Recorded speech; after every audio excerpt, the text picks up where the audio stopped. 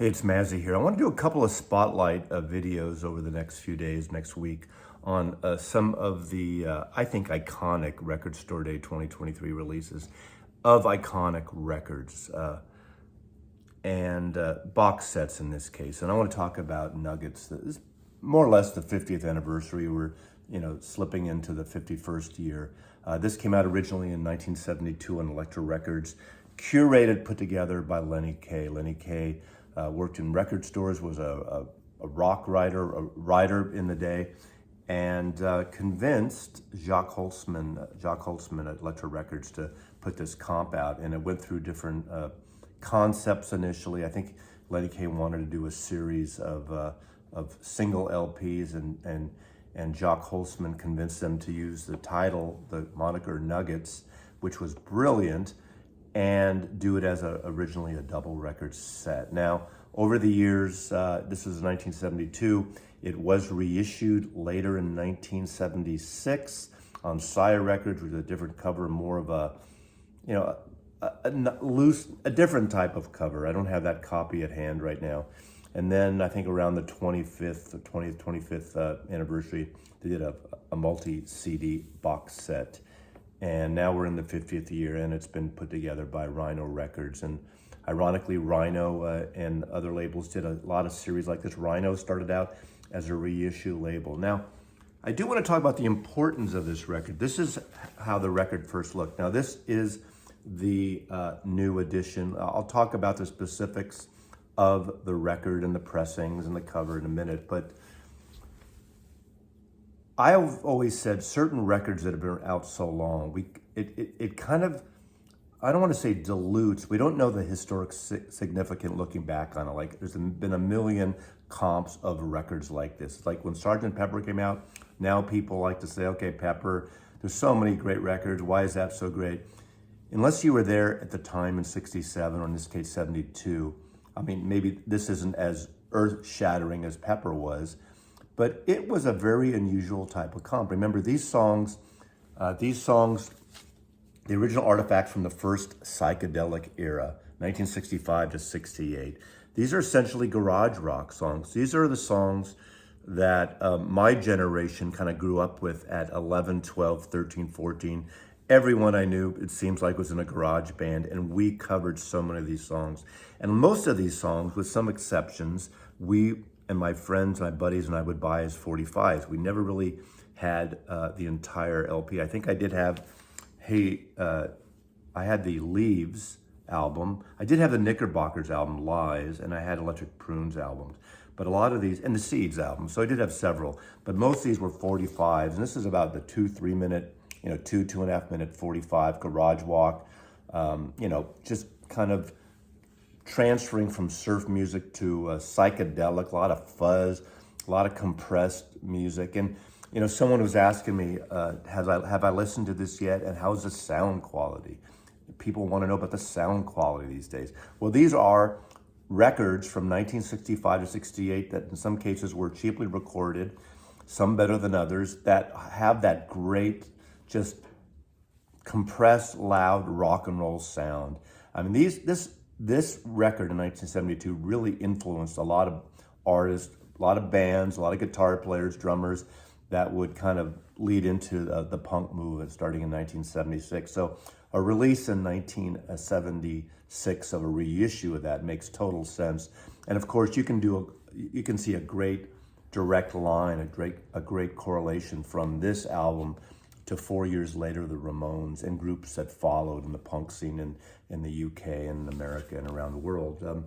But this is a fantastic record. Now, again, when this first came out, this was a combination of mono and stereo tracks. I believe at one point later on, one of the reissues, not sure if it was a CD version, went all mono, but this recreates the original mono and stereo depending on the track list. Has the original Curation by Lenny Kaye. The box set does have a separate lovely book right here. Has an introduction, a new introduction by Lenny Kaye, talking about how this came about, the concept, working with Jacques Holtzman, and how it was curated and directed. There is The Birth of Nuggets. This is from an earlier piece by Jacques Holtzman, the head of Electric Records at the time.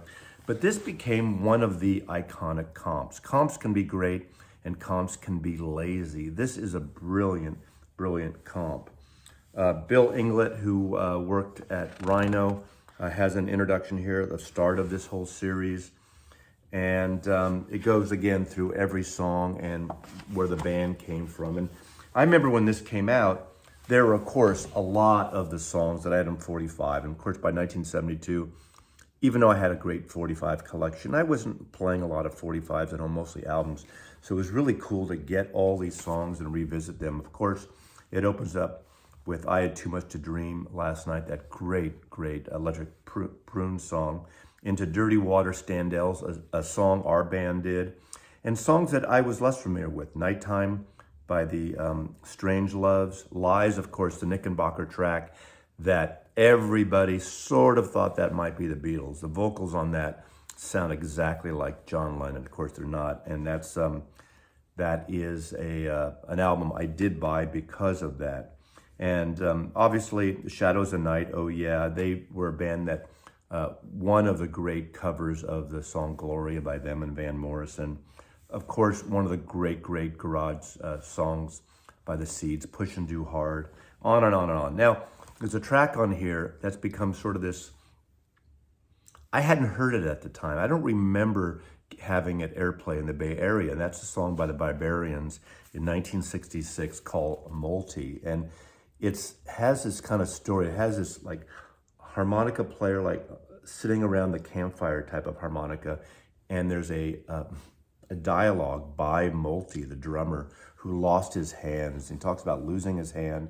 And the chorus comes in with kind of a hang-on sloopy type of chorus, Multi, and it just builds and builds and builds.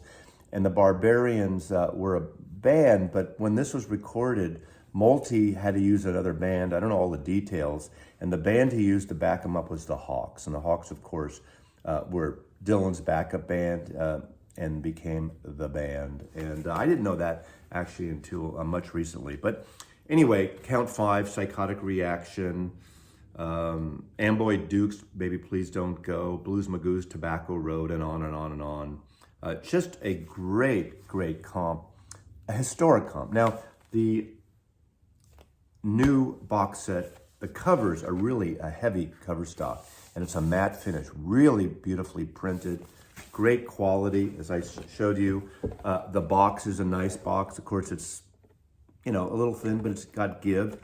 It's metallic finish. It emulates the original, kind of the CD set that came out. There you go there. Again, this emulates exactly the original version, but a different type of cover concept. The albums are recreate that Electra butterfly sleeve of the time in 1972. No, they're not polyline sleeves, but they're beautiful sleeves, and it recreates the butterfly label.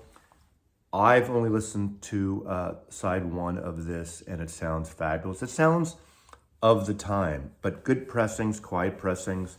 Mine are all flat. Again, I only played so far one, but I know this record and most of these songs really well. Now, Lenny Kaye was going to do a second volume, and then, you know, things changed, and I think he had curated it. But this is the second volume for this box set, and it has some amazing songs, obviously songs that were hits, some were in the top charts, and some are very obscure singles. Obviously, it opens up with a huge hit of The Lovin' Spoonful, Do You Believe in Magic? John Sebastian Zalyanowski. Great, great kind of, you know, they come from that East Coast folk scene and the jug band scene of rock and roll. But 7 and 7 is by Love, of course, the LA band, also on Elektra Records. Little Girl Syndicate of Sound, that's another song that I had the single of. I believe they were from the South Bay, San Jose, and we used to cover that song. Just had a really great little riff on that. So a lot of these songs I love, but I never had albums. I only had 45s. Music Machine, Talk Talk. I have a reissue of that record, but these are great, great singles. Some may consider some of these bands one-hit wonders, but they really are important records and important songs that really influenced a lot of people my generation and beyond. And again, in 1972 when this came out, just putting this record on, and when you're in 1972, I'm 18 years old, and I'm listening to all of a sudden on an album music that I was really into at 12, 13 years old. And not that I stopped listening to it, but it was kind of in the back burner. I wasn't pulling out my 45s. Oh God, just a great selection of music. Again, the second volume is created the same as the first, has the same inner sleeve on the butterfly, but really beautifully printed covers, nice pressings. Then there's like an extra thing in a craft type style, no polyline sleeves, heads exploding, but has a recreation of the original red, this period of the late 60s Electra record label. And it has just even more songs on here. West Coast Pop Art Experimental Band, The Dinks, Pearls Before Swine, the great East Coast, like almost freak folk band. We didn't call it freak folk back in that day, but this is a beautiful record. This is very much, a little bit emulates of the test pressing sleeves that were coming out in the late 60s at the time. Audio, I think it was Audio Disc or a few of those sleeves. So, you know, looking forward to play this. Again, the booklet has all this wonderful curation, has some recreations of labels, test pressings, letters about, you know, the formation of this as it was being put together, and of course, all the documentation and all the liner notes from the original, all the, you know, track by track listings and liner notes on that. And lastly, there is a poster, a two-sided poster, so pick your nuggets. Obviously, nice reproduction of the original cover. And on the other side, the second volume cover. So I think this is a huge success. I wasn't sure how Lenny Kaine was going to do this with the box set. They didn't simply recreate and press from the CD box. Now, if you have the CD box, you don't have it necessarily track by track list, but this is great music. So if you're asking, does it sound good? Ain't gonna sound like a Steely Dan Asia record, that's for sure. But there's some great stuff. Track per track, this music rocks. This music is great. This music is so influential. And Nuggets, this album, is one of probably, you know, I would argue possibly the most influential comps. I'd say early on, you think of the Smithsonian series, the what's that? The Smithsonian multi-record archival recordings of the field recordings that the folk scene that people like Bob Dylan got into. The Harry Smith, is that it? Stuff really influenced the folk revival in the early 60s, Bob Dylan and Buffy St. Marie and Odetta and all the Phil Oakes, all those artists were influenced by that box set.